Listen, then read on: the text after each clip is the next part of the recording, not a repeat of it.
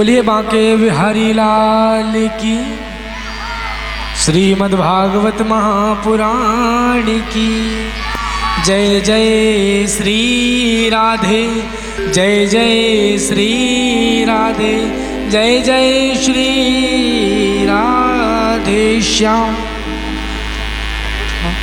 आइए कथा के प्रसंगों में हम आगे बढ़ते हैं। तो महाराज गुरुदेव सुखदेव जी महाराज वर्णन करते हैं राजा परीक्षित से कि राजन, जब प्रभु श्री कृष्ण मेरा कन्हैया मथुरा जाने से पहले जब राधा के पास पहुंचा तो कहा, राधा सब विदा करने मुझे आई है लेकिन तू क्यों नहीं आई। राधा नीचे सिर करके बैठी है और नीचे सिर करके सिर्फ आंसू बहा रही अपने नेत्रों से। आंख से राधा के सिर्फ आंसू बहते जा रहे हैं। और इसके बाद मेरा कन्हैया कह देता है राधा से कि राधा मैं जा रहा हूं, मैंने सोचा कि जाते जाते मैं तुझसे एक बार मिल लूं। तू तो और कोई नहीं जानता राधा, लेकिन तू तो जानती है कि मेरे अवतार लेने का क्या प्रयोजन है। अवतार लेने का प्रयोजन क्या है ये और कोई नहीं जानता, लेकिन राधा तू तो जानती है ना। अगर तू टूट जाएगी राधा तो ये सारा ब्रज धाम, पूरा वृंदावन, पूरा ब्रज मंडल टूट जाएगा, क्योंकि ये सारा ब्रज तेरी ही शक्ति से चल रहा है राधा। इसलिए तू अपने आप को संभाल, तेरी ही शक्ति से अब ये पूरा ब्रज चल रहा है। राधा कहती है एक बार अपना सिर ऊपर करके मुझे देख तो ले राधा। जब कन्हैया ने ये बात कही राधा से तो राधा ने एक अपना सिर ऊपर करके कन्हैया को देखा तो कन्हैया कहते हैं कि राधा मैं जा रहा हूं और जाते जाते बस यही कह रहा हूं कि हो सके राधा तो तू मुझे अब भूल जाना। और जैसे ही महाराज ये बात कही राधा ने कि हो सके राधा तो तू मुझे भूल जाना। अब महाराज क्या कहती है राधा जी, बड़ी आसानी से कह दिया कन्हैया ने कि तू मुझे भूल जाना। कन्हैया के मुख से ये बात सुनी तो राधा की आंखों में महाराज आंसू आ गए और रोते रोते अचानक फिर राधा हंसने लगी। और राधा को रोते रोते अचानक जब हंसना शुरू कर दिया राधा ने, तो कन्हैया ने राधा को हंसते हुए देखा।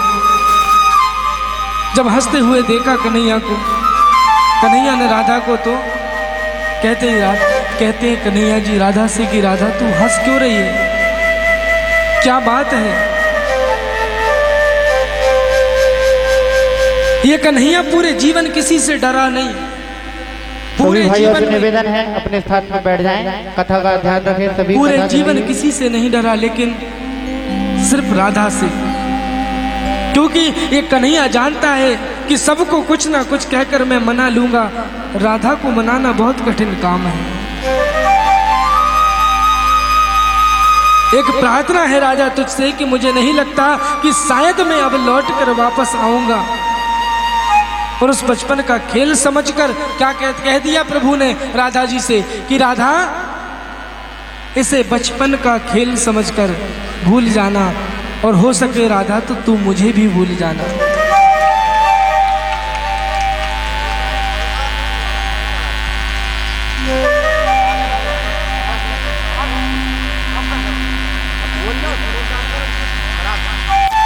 और इस प्रकार महाराज जब राधा जी कहने लगी कन्हैया तूने बड़ी आसानी से ये बात कह दी कि मुझे भूल जाना। लोग मुझे कहते थे कि राधा इस कन्हैया के चक्कर में मत पड़, ये छलिया है, ये छोड़कर चला जाएगा। लेकिन महाराज लेकिन मैंने किसी की नहीं सुनी। राधा जी क्या कहती हैं कि ठीक है मैं तुझे भूल जाऊंगी, लेकिन मेरी एक शर्त, तू मेरी एक बात, बस मुझे एक वचन दे कन्हैया, आज मुझे एक वचन दे दे। क्या वचन? राधा ने एक वचन मांगा है आज कन्हैया से, क्या कि अगला जन्म जब फिर से होगा तो अगले जन्म में मैं कृष्ण बन करके आऊंगी और तू राधा बन करके आना। बोल ये वचन तुझे मंजूर है तो मैं मान, यहीं पर मैं अब रोना बंद कर देती हूँ, तू चले जा। अगले जन्म में मैं कृष्ण बनकर आऊंगी और तू राधा बनकर आना। ये राधा ने कही है ये बात कृष्ण से। और अगले जन्म में महाराज जो मीराबाई कही जाती है, ये मीराबाई साक्षात राधा का ही स्वरूप है। मीराबाई कृष्ण का ही स्वरूप है, क्षमा करिएगा, कृष्ण का ही स्वरूप है। यहां पर जैसे कृष्ण की विरह में जो राधा जी की स्थिति है, उस विरह रूपी अग्नि में जैसे राधा जली, राधा जी कहती हैं कि तुझे अभी नहीं पता चलेगा कन्हैया, बनोगे राधा तो ये जानोगे कि कैसा प्यार है मेरा। बनोगे राधा तब ये तुम जानोगे कि कैसा प्यार है मेरा राधा। ओ सावरे, ओ सावरे, ओ सावरे, ओ सावरे, ओ सावरे,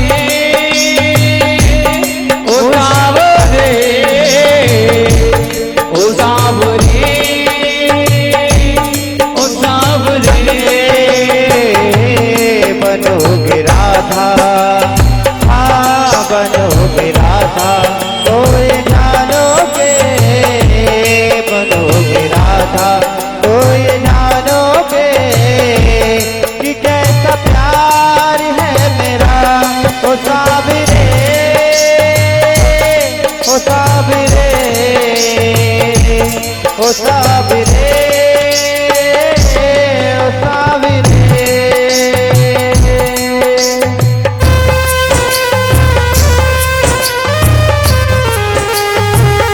राधा रानी सरकार की।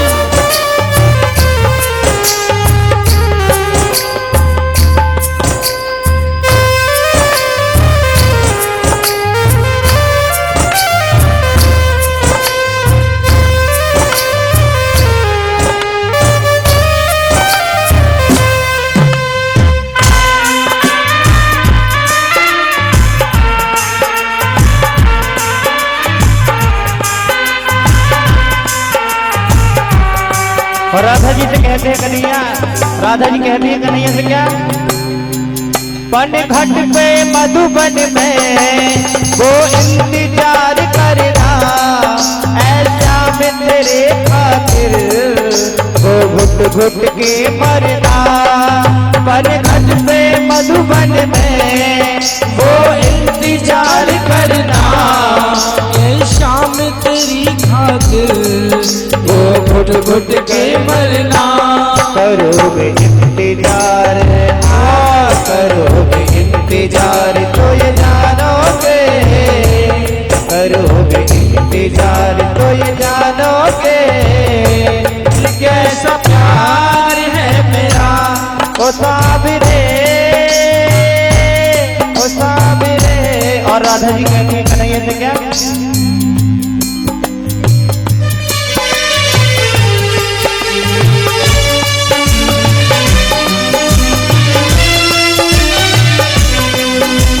होती प्रतीक्षा है, क्या पीड़ा होती है, कितना जलता है दिल जब आंखें रोती है।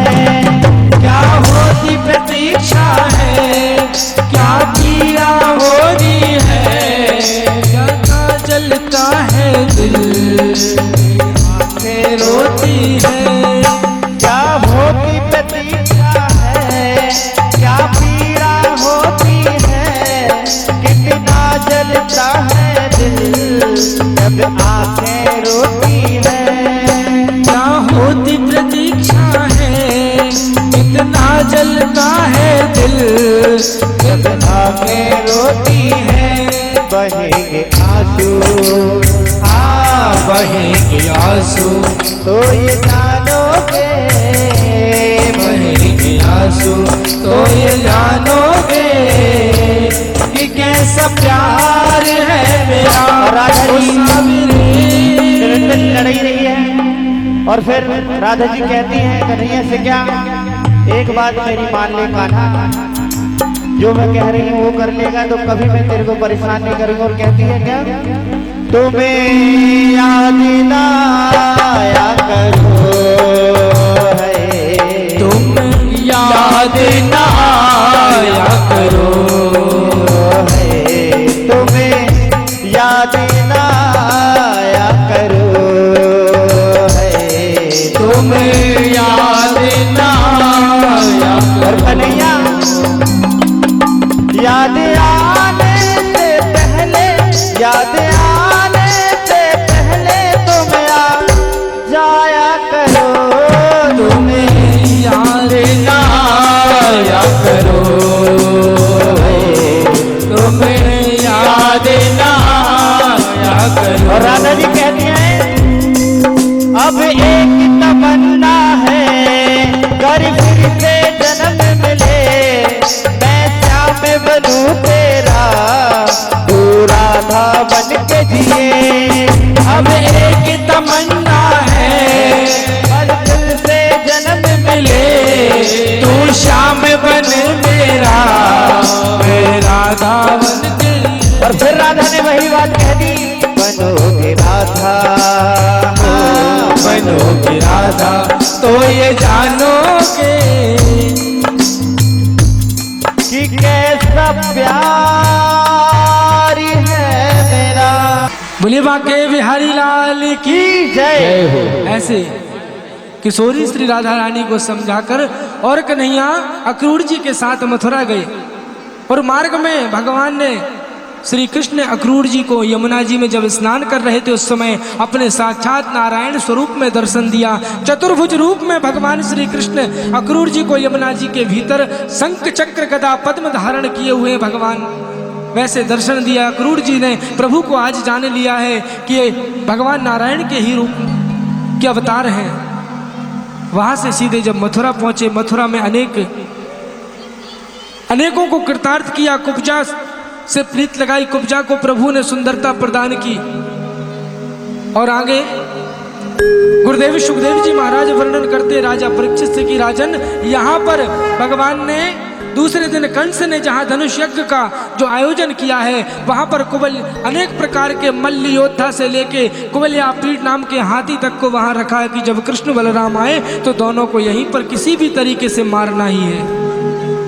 जब उस मेले में भगवान जब पहुंचे उस यज्ञ में तो कुबलिया पीठ नामक हाथी जब आया, भगवान ने उसे एक मुष्टिका के प्रहार से ही उसका उद्धार कर दिया। बोलिए कृष्ण कन्हैया लाल की। अनेक वीर मल्ल योद्धाओं को कृष्ण और बलराम दोनों ने वहीं पर परास्त करके उनका उद्धार किया। और मेरे प्रभु मेरे ठाकुर जी सीधे मंच पर पहुंच गए जहां पर कंस बैठा हुआ है। और कंस देखते ही देखते भगवान पहुंचे और कंस को पकड़ करके और कंस के केस को मंच से नीचे पटका और एक प्रहार मुष्टिका का प्रभु ने जो किया है कि वहीं पर कंस का उद्धार हो गया। जोरदार तालियां बोल कंस बंदर भगवान की। बोलिए कृष्ण कन्हैया लाल की जय। जय श्री राधे श्याम। भगवान ने कंस को का उद्धार करके सीधे कहाँ पहुंचे, अपनी मैया देवकी और वसुदेव जी के यहाँ, उनके यहाँ जाकर प्रभु ने उन्हें प्रणाम किया और प्रणाम करके उन्हें कारागृह से मुक्त कर दिया। और कंस का जो राज सिंहासन अब जो खाली था उस पर राजा उग्रसेन उसके पिता उग्रसेन को अभिषिक्त किया। उग्रसेन को गद्दी देने के बाद भगवान सीधे कहाँ पर गए, सांदीपनि मुनि के आश्रम में। सांदीपनि मुनि का आश्रम जो वर्तमान में आज उज्जैन है वहाँ पर था। उज्जैनी नामक अवंतिका नगरी जिसे पहले कहा जाता था। उज्जैन में सांदीपनि मुनि के आश्रम में कृष्ण बलराम दोनों गुरु के यहाँ पर पढ़ने के लिए गए हैं। वहीं श्री कृष्ण की भेंट, वहीं श्री कृष्ण की मित्रता सुदामा नाम के एक ब्राह्मण एक युवक से हुई। सुदामा जी से मित्रता सांदीपनि मुनि के आश्रम में भगवान की। वहां से पढ़कर लौट के जब मथुरा वापस आए प्रभु, जब से गुरुकुल से लौट कर आए हैं कुछ उदास रहते हैं भगवान। ध्यान देना, मेरा कन्हैया कभी जीवन में कितने भी संकट आ गए हों, कृष्ण कभी उदास नहीं हुआ। श्री कृष्ण के जीवन में इतने संकट आए। अरे महाराज, जब जन्म ही कारागृह जेल में हुआ हो तो इससे बड़ा संकट और क्या हो सकता है। कंस के कारागृह में जिसने जन्म लेते ही माता पिता छूट गए। यहाँ नंद बाबा यशोदा मैया के यहाँ पहुँचे, कितने असुर कंस ने भेजे, तृणावर्त, सक्टासुर, अघासुर, धैनुकासुर, सबका कैसे कैसे असुरों को भेजता रहा कंस। कैसे कैसे संकट आए, पूरे ब्रजमंडल में अग्नि लग गई। कालिया नाग ने पकड़ लिया, कालिया का मान मर्दन किया, गिरिराज गोवर्धन जी को धारण किया। ऐसे ऐसे संकटों से प्रभु ने खुद को जे, लेकिन एक बात विशेषता रही मेरे ठाकुर जी में। क्या विशेषता रही? और वो विशेषता यही शिक्षा देते हैं मेरे कन्हैया कि जीवन में कितने भी संकट आ जाएं, बंधुओं, जीवन में कितने भी दुख आ जाए, कितनी भी मुसीबत आ जाए, लेकिन मेरा कन्हैया कभी उदास नहीं, मुस्कुराहट कभी नहीं गई चेहरे से। हमेशा वो मुस्कान चेहरे पर लिए रहते थे। आज कन्हैया उदास बैठे हैं, क्यों? उन ब्रजवासियों की याद में, उन ब्रजांगनाओं, उन गोपियों की याद में, अपने बाल सखाओं की याद में, मैया यशोदा को याद कर रहे हैं, नंद बाबा को, उन गौओं को याद कर रहे हैं। इतने में ही श्री कृष्ण के एक मित्र हैं, जो गुरु बृहस्पति, जो देवगुरु बृहस्पति हैं, देवगुरु बृहस्पति के शिष्य हैं महाराज। उनका नाम है उद्धव। उद्धव जी परम ज्ञानी हैं, निर्गुण ब्रह्म के उपासक हैं, निर्गुण ब्रह्म को मानने वाले। इतने परम ज्ञानी उद्धव जी महाराज जब आए तो उद्धव जी को देख करके उद्धव जी ने कहा कि हे केशव, आप, मैं बहुत दिनों से देख रहा हूँ आप इतने उदास रहते हैं। अब यहाँ देखिए भगवान की जो लीला है, भगवान की प्रत्येक लीला में कोई ना कोई कारण छिपा रहता है। भगवान की ये जो लीला है, उद्धव जी को एक तत्व ज्ञान जो देना था, कहने का मतलब कौन सा तत्व ज्ञान? उद्धव जी तो निर्गुण ब्रह्म को मानने वाले, उद्धव जी को देना था कि प्रेमा भक्ति का पाठ पढ़ाना था महाराज। कौन सी भक्ति? प्रेमा भक्ति। हम लोग भक्ति तो करते हैं, भगवान की भक्ति करते हैं हम कितना भी ज्ञानी, कोई चारों वेदों में निष्णात विद्वान हो जाए, छहों शास्त्रों का ज्ञाता हो जाए, कितना भी पुराण शास्त्र वेद उपनिषद पढ़ ले, वेदांतों का अध्ययन कर ले, इसके बाद भी महाराज यदि उसके जीवन में यदि भगवान के प्रति प्रेम नहीं है, उसकी भक्ति में यदि प्रेम नहीं है, तो सभी शास्त्र, सब पुराण उसके लिए बेकार है, सब कुछ बेकार है। कैसे?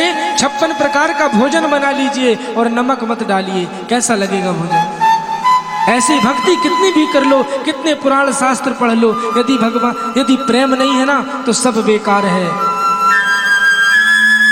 उद्धव जी ज्ञानी हैं, निर्गुण ब्रह्म को मानने वाले हैं, वेदांत के ज्ञानी हैं, लेकिन उद्धव जी को प्रेमा भक्ति का पाठ पढ़ाने के लिए लीला प्रभु कर रहे हैं कि उद्धव, न जाने क्यों आज मुझे, मैं परसों की कह के आया था उद्धव, लेकिन वर्षों बीत गए, मैया यशोदा मुझे कितना याद करती होंगी। पता है उद्धव, जब मैं छोटा था, मैं वृंदावन में अपने बाल सखाओं के साथ गौएं चराने जाता था और गौएं चराता रहता था, और वहाँ पर जब मैं बंसी बजाता था और जैसे ही बंसी बंद करता था बजाना अपनी बांसुरी, तो उसी समय छोटी छोटी उन बछड़े गाय के वो आकर मेरे पास खड़े हो जाते थे उद्धव, और अपनी पूंछ उठा लेते थे और मेरे मुख को देखते रहते थे, मानो ये कह रहे हो वो बछड़े कि कन्हैया तूने बांसुरी बजाना बंद क्यों कर दी, बजाओ ना।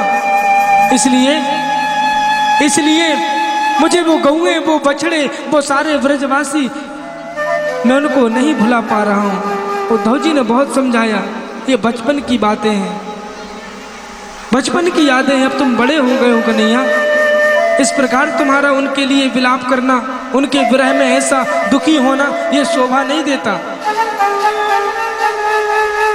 कृष्ण कहते उद्धव ठीक है मैं भूल जाऊंगा, और पहली बात तो यह है उद्धव कि मैं भूल कैसे जाऊं कि उद्धव मोहि ब्रज बिसरत नाही, हाँ उद्धव मोहि ब्रज बिसरत नाही, मैं नहीं बुला पा रहा हूँ उद्धव ब्रज को।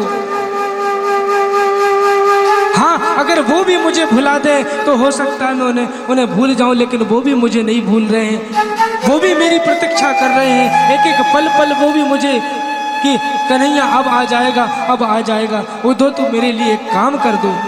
उद्धव जी कहते हैं क्या काम करना है? तो एक ये संदेश लेकर वृंदावन चले जाओ और जाकर मेरे ब्रजवासियों को इसका संदेश सुना देना कि कन्हैया कुछ ही दिनों में तुम्हारा कन्हैया आ जाएगा। अब महाराज यहाँ पर उद्धव जी को भगवान प्रेमा भक्ति का पाठ पढ़ा तो उद्धव जी ने क्या कहा कि अरे मैं उन गवार उन ब्रजवासियों उनको मेरी वेदांत भरी भाषा कैसे समझ में आएगी। उद्धव जी आज जा रहे हैं कहाँ? वृंदावन। किसका संदेशा लेकर? कृष्ण का। और जब वहां पर पहुंचे तो महाराज बहुत ध्यान से सुनना, वहां जब पहुंचे तो वहां पर सारे, जिस दिन से कन्हैया मथुरा गया है उस दिन से सारे ब्रजवासी, सारे वो बाल सखा मथुरा जाने वाले रास्ते पर आकर बैठ जाते हैं और सोचते हैं कि कन्हैया आज आ रहे होएगो, कन्हैया आज आ रहे होएगो। लेकिन सुबह से शाम हो जाती है, कन्हैया नहीं आता तो पहुंच जाते हैं नंद बाबा के महल और वहां पहुंचकर कह देते हैं मैया यशोदा से कि मैया तेरो लाला आज भी ना आयो। आज जैसे ही रथ देखा महाराज झूम उठे खुशी से, कन्हैया आए गयो, कन्हैया हमारो काना आए गयो। और जैसे ही रथ रुका तो उसमें कृष्ण नहीं थे, उसमें तो उद्धव जी बैठे हुए थे। जब उद्धव जी को देखा, उद्धव जी ने अपना परिचय दिया कि भैया मैं उद्धव हूँ, श्री कृष्ण का मैं मित्र हूँ, मथुरा से आया हूँ, मुझे कृष्ण ने भेजा है, आप मुझे एक पता बता दीजिए, मैया यशोदा का और नंद बाबा के महल जाने का पता बता दीजिए। तो वो सखा, वो बाल सखा, वो ब्रजवासी क्या कहते हैं? उन्होंने कहा कि उद्धव जी आप मैया यशोदा और नंद बाबा के महल का पता पूछ रहे हो? अरे उनके पता पूछने की आवश्यकता ही नहीं है। ये जो नदी जैसे धार जो बह रही है जल की, बस इसी के सहारे आप चलते जाइए, आप कहाँ पहुँच जाएंगे? नंद महल में नंद बाबा मैया यशोदा के। क्योंकि उद्धव ये जो जल की धारा दिखाई दे रही है ये जल नहीं है, ये पानी नहीं है उद्धव, ये हजारों लाखों मैया यशोदा के महल में जो गोपियां बैठी हैं और मैया यशोदा किशोरी श्री राधा रानी के आंखों से जो बहने वाले आंसू हैं, वो आंसू इस नदी की धारा बनकर बह पड़े हैं जो कृष्ण के विरह में आज तक बैठी इंतजार और प्रतीक्षा कर रही है।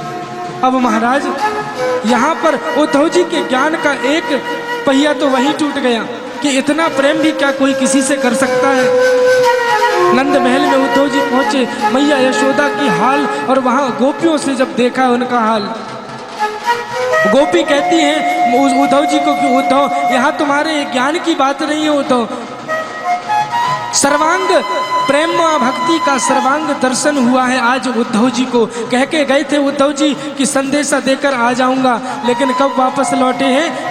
उद्धव जी 6 महीने तक वृंदावन में उनके पास रहे महाराज, 6 मास तक। प्रेमा भक्ति का सर्वांग दर्शन प्राप्त हुआ है उद्धव जी को। आज गोपियां कह रही उद्धव, जब उद्धव ने उनको समझाना चाहा कि ये मन जो है कहाँ लगाओ, उस परमात्मा में, उस निर्गुण ब्रह्म में लगाओ, तो गोपियों ने सुंदर जवाब दिया, कहा है उद्धव ये मन नहीं 10-20 उद्धव, ये 10-20 मन नहीं है, एक ही मन है और एक ही हृदय है। इसे तो हमने अपने कन्हैया को दे दिया है, अब और मन नहीं है कि तुम्हारे परमात्मा तुम्हारे ब्रह्म में लगाते फिरें। और ये प्रेम किया है तो सिर्फ कान्हा से किया है, प्रेम किया है तो मेरे ठाकुर से हमने किया है। क्या कहती हैं गोपियां?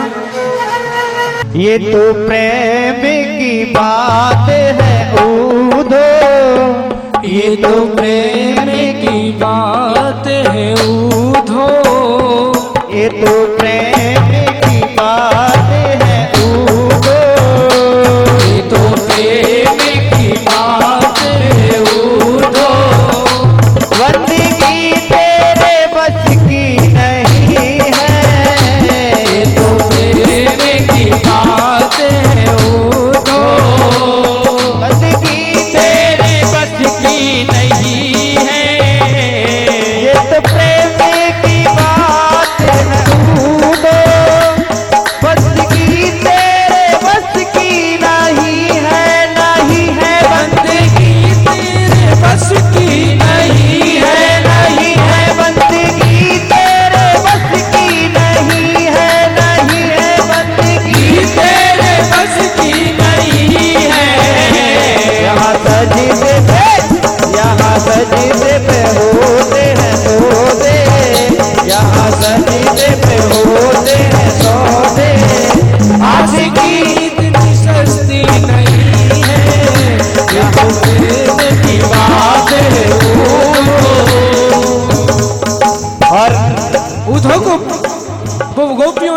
प्रेमा भक्ति का पाठ पढ़ाया।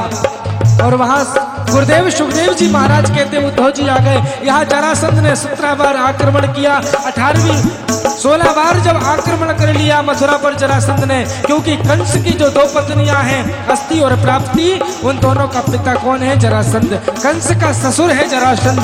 कंस के ससुर जरासंध ने आक्रमण कर दिया मथुरा में। कितनी बार? 16 बार। 17वीं बार और 16 बार भगवान ने उसे पराजित कर दिया। 17वीं बार जब उसने युद्ध के लिए जब उपस्थित हुआ तो भगवान रणभूमि छोड़कर भाग गए और सीधे विश्वकर्मा को आदेश दिया और द्वारिकापुरी नगरी बसाई। वहां पर भगवान जाकर के निवास करने लगे। बोलिए द्वारकाधीश भगवान की जय। और यहाँ रेवत नाम का पर्वत है। रेवत पर्वत की पुत्री का नाम है रेवती। रेवती का विवाह बलराम जी के साथ में हुआ। बोलिए बलराम जी की भैया की जय हो। और बलदाऊ भैया का विवाह हुआ रेवती जी के साथ में। और यहाँ ध्यान देना, कुंडनपुर के राजा है भीष्मक। भीष्मक राजा की पुत्री है रुक्मणी जी। रुक्मणी जी का विवाह रुक्मणी के भाई रुक्मी ने शिशुपाल के साथ तय कर दिया है। लेकिन यहाँ पर रुक्मणी जी ने एक ब्राह्मण के हाथ संदेशा भिजवाया है। आज द्वारिका भगवान संदेशा के साथ वापस रथ में लौटे और सीधे माता पूजने के लिए जैसे ही रुक्मणी जी गई थी उसी समय रुक्मणी का हाथ प्रभु ने पकड़ा और रथ में बिठा लिया। बोलिए रुक्मणी हरण भगवान की। आइए हम विवाह उत्सव में भगवान के सब सम्मिलित होते हैं। अरे धीरे बेचनिया डो लाओरी, गुस्सा में आए द्वारे।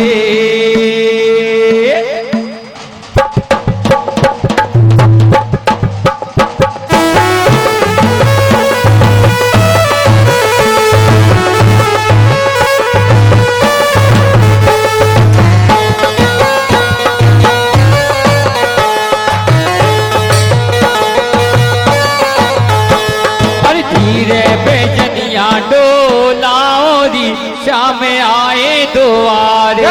धीरे बेजनिया डोलाओरी श्याम आए द्वारे। अरे मोरे राम श्याम आए द्वारे। अरे मोरे राम आए द्वारे। धीरे बेजनिया डोलाओरी,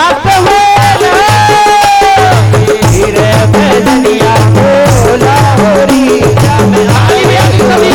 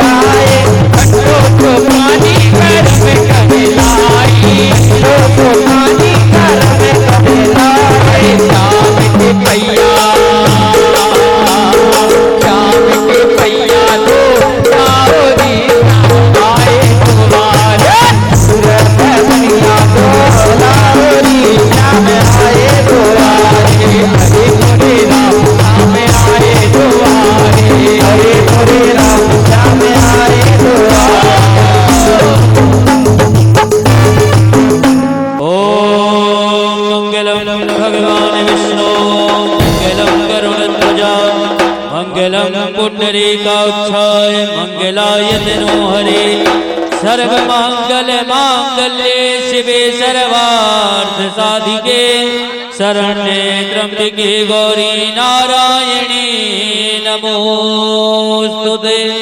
वक्रतुंड महाकाय सूर्यकोटि समप्रभा निर्विघ्नं कुरु मे देव सर्वकार्येषु सर्वदा। जोरदार तालियां। देवी सौभाग्यमारोग्यं देहि मे परमं सुखं रूपं देहि जयं देहि यशो देहि।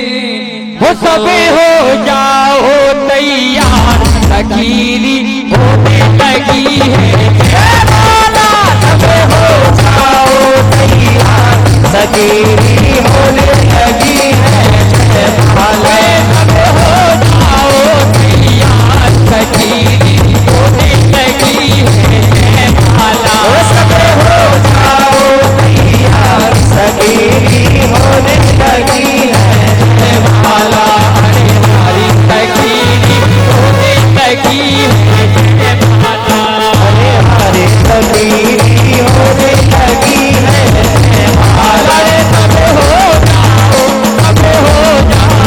तैयार लकीरी होने लगी है माला सब हो जाओ तैयार लकीरी होने लगी है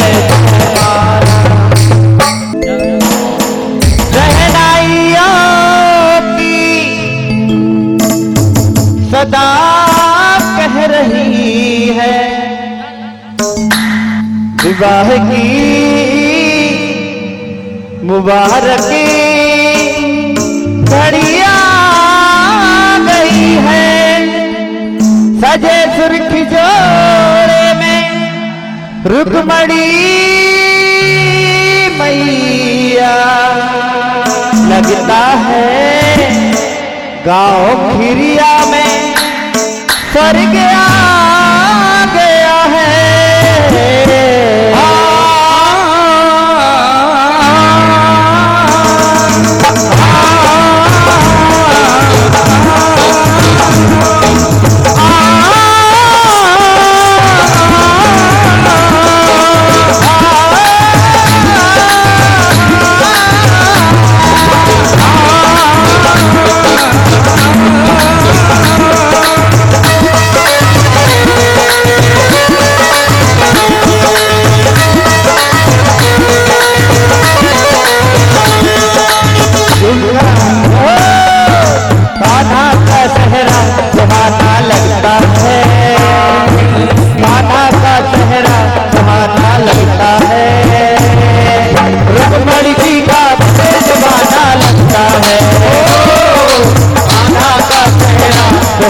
लगता है रुक्मणी जी का दीवाना लगता है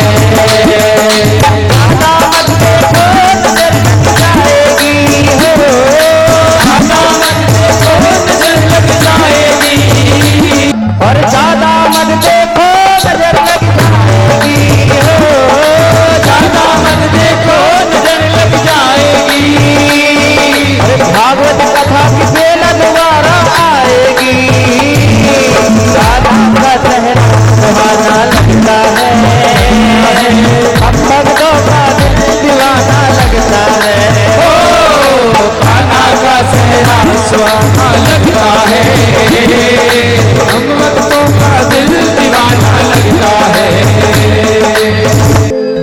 वो कुटी सिर मोर का मेरे चित चोर का तूने न सरकार के कटीले है कटार के दुलना दुलना दुलना दुलना दुलना दुलना दुलना दुलना दुलना सरकार के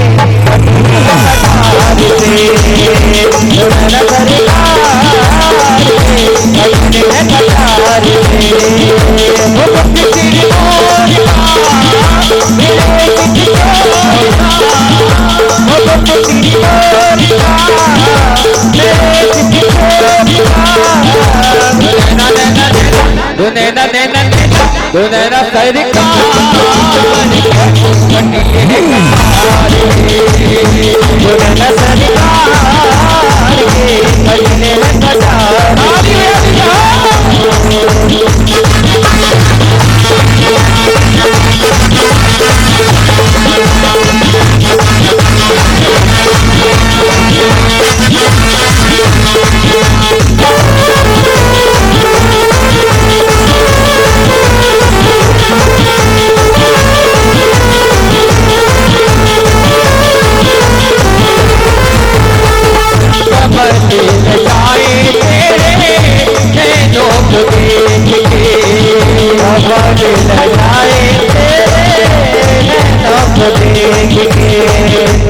के कटने दोने न सरकार के कटिले हैं कटार के दोने न सरकार के कटिले हैं कटार के कमर के सजाए तेरे तो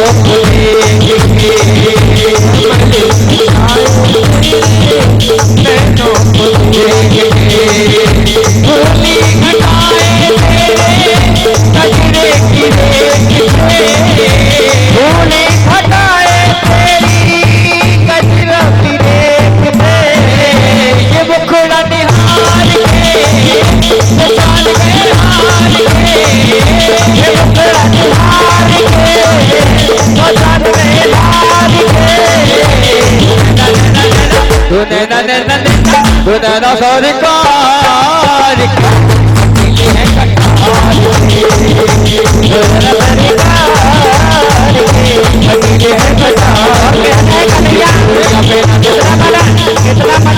है कहना क्या मेरे बापे मेरे बापे मेरे बापे बिहारी लाल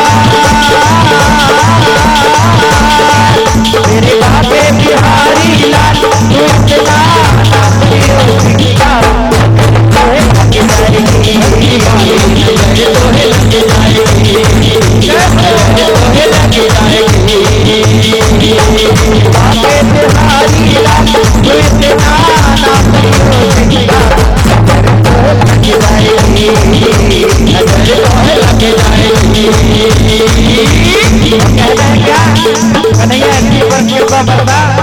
खाना मोहे ऐसो बनैयो बोल नाचू खाना खई खई मोहे ऐसो बनैयो बोल नाचू ताता खई खई मोहे ऐसो बनैयो बोल नाचू ताता खई खई मोहे ऐसो बनैयो बोल नाचू ताता खई खई नाचू खई खई मैं नाचू ताता खई खई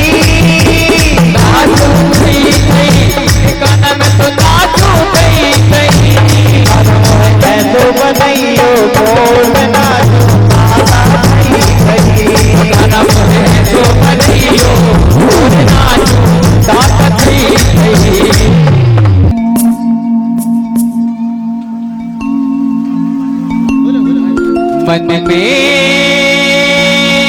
बसा के तेरी मूर्ति उतारूं मैं गिरधर तेरी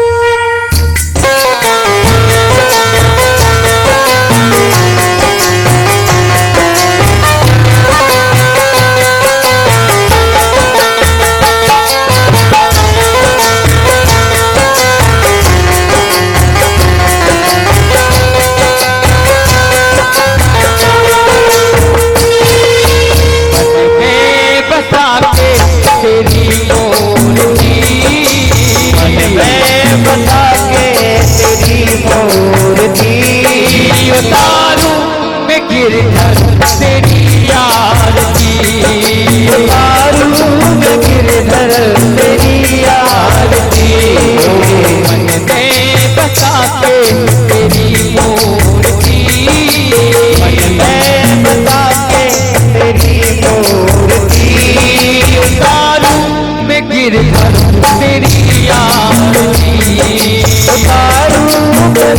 गिरधर तेरी आरती।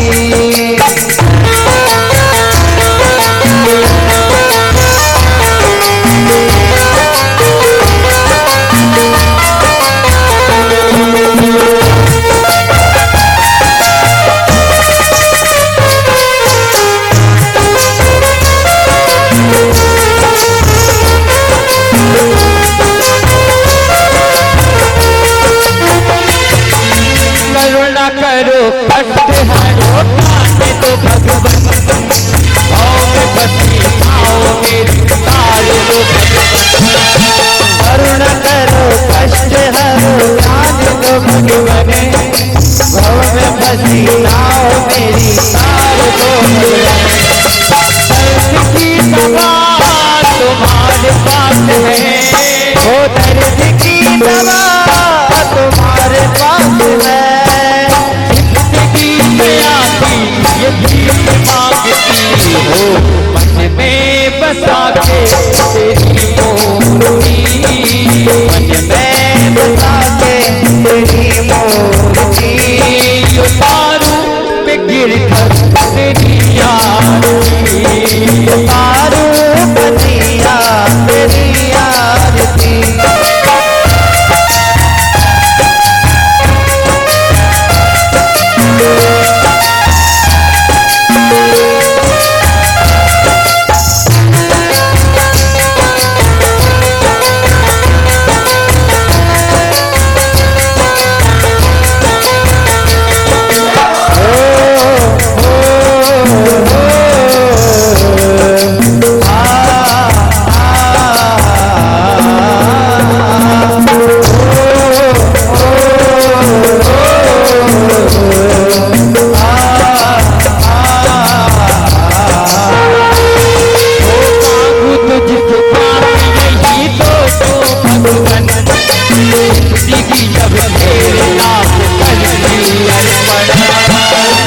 तुझसे क्या मैं यही सोचूं भगवने, जिंदगी जब नाम तेरे कर दी अर्पण। सब कुछ तेरा कुछ नहीं मेरा, सब कुछ तेरा कुछ नहीं मेरा। चिंता है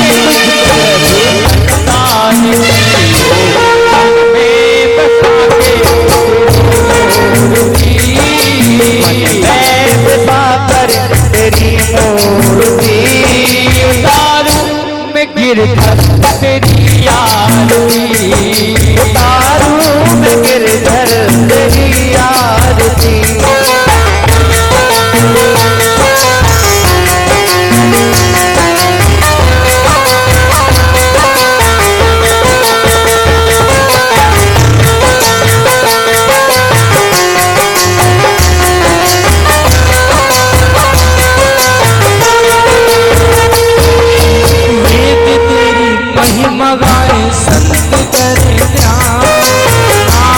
गुणगान कर वेद तेरी महिमा गाए संत करे ध्यान, नारद गुणगान करे वेद तेरी महिमा गाए संत करे ध्यान, नारद गुणगान करे वेद तेरी महिमा गाए संत करे ध्यान, नारद गुणगान करे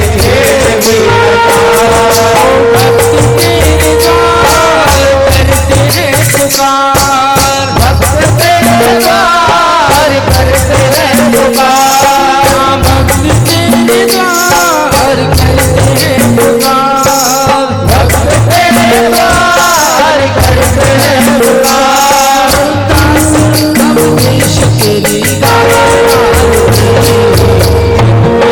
बसा के तेरी मूर्ति, बसा के तेरी मूर्ति, उतारू कन्हैया तेरी आरती, उतारू कन्हैया तेरी आरती, उतारू कन्हैया तेरी आरती। हाँ तेरी आरती।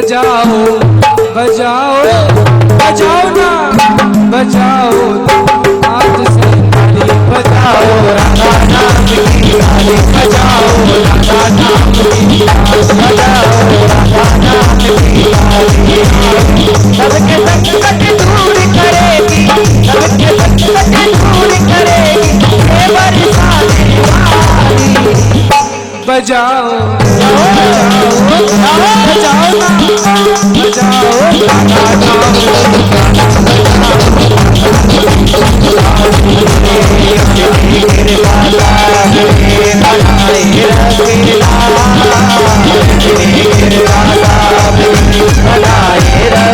नाम और करके भक्त की सेवा में लगाए रखेना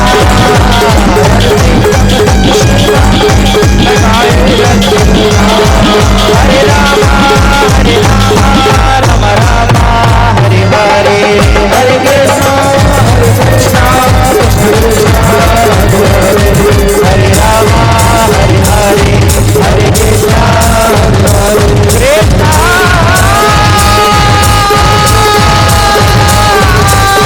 राधे कृष्णा हरे कृष्णा हरे हरे